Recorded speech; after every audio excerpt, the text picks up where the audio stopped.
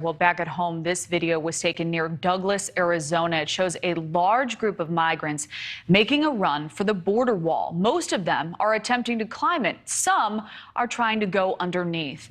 On the U.S. side, you can see a Border Patrol cruiser scrambling to round them up. The number of migrant encounters at the southern border hitting 239,000 in May, marking the highest number of border encounters ever documented.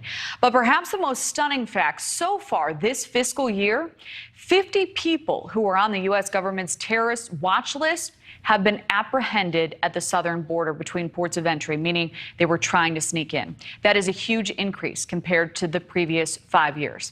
We'd like to bring in now Lester Munson, senior fellow with the National Security Institute. Lester, thank you for joining us tonight. How do these staggering numbers impact security operations, and is this sustainable? It's not sustainable. This is a crisis, and it's a very good indicator for those who needed it that border security is directly related to national security, to homeland security. While it may be a political football here in Washington between the two parties, we need to take border security very seriously. There are a number of issues at stake here.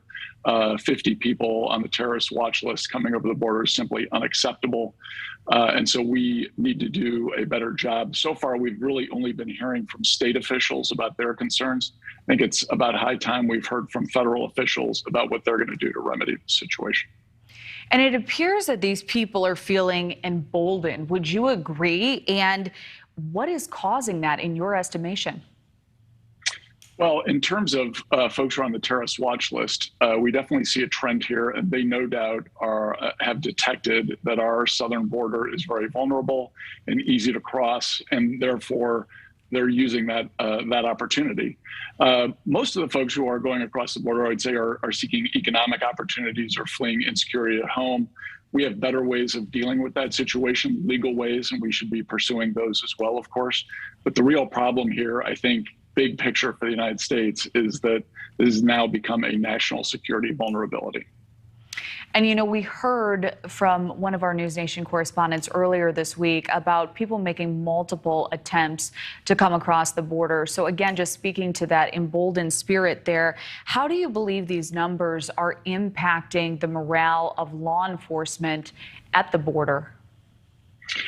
Well, you know, law enforcement, I think I give them credit for being pretty tough. They do their jobs well. They're ready to meet the challenge. They could use a little more support from senior leadership in Washington, from the White House, from Congress, from other places. They need that. I think they're going to keep doing their jobs, whether they get it or not, because they're good at what they do. But our politicians, our elected representatives, need to do a better job of supporting them. So how far do you see this going, Lester, until some real change is being made? What is the threshold in your eyes?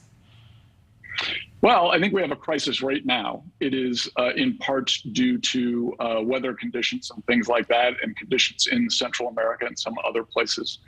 So this is probably a part of a wave that we're going to see crest hopefully soon, and perhaps go down a little bit in the future, almost regardless of what we do. But that doesn't mean the U.S. government shouldn't be acting. U.S. government needs to act. We need to get our act together on the border. Both parties need to come together and adopt some sensible solutions here. The White House needs to show leadership. This is a crisis. It's a national security crisis now. And if one of these folks ends up doing something terrible in the United States, then it's going to become even more of a crisis. And I'd point out, we just arrested someone a few weeks ago who was threatening to kill former President George W. Bush, someone who had come through, it appears, the southern border of the United States. So we really need to fix this security problem now. And, you know, temperatures are rising. There are increased risks on both sides of this equation. What are some of those risks as we're dipping into some triple digits now here in the summertime? Well, obviously, you know, folks who are in extremis and are willing to take risks to come to the United States, may not know how far they have to go. They may not know the conditions under which they're going to be traveling. They are subject to predation by human traffickers and other bad actors. So this is very risky for the people who are seeking to get a better life for themselves. We're not doing them any favor by having an insecure border. The number of deaths, I presume, is going to be directly related to the number of folks who are trying to cross now. And as you point out, temperatures are going up. That's not going to be helpful.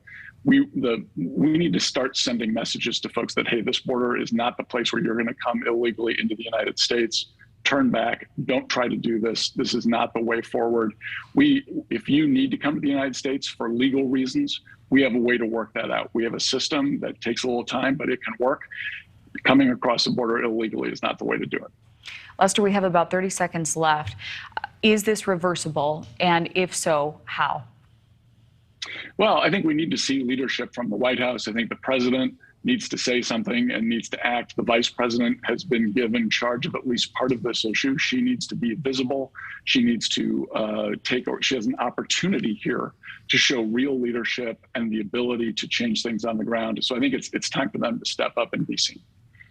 All right. We hear you loud and clear. Lester Munson, thank you so much for joining us tonight. We appreciate it. Thank you for watching. Go to newsnationnow.com to find News Nation on your television provider. And don't forget to click the red subscribe button below to get more of News Nation's fact-driven, unbiased coverage.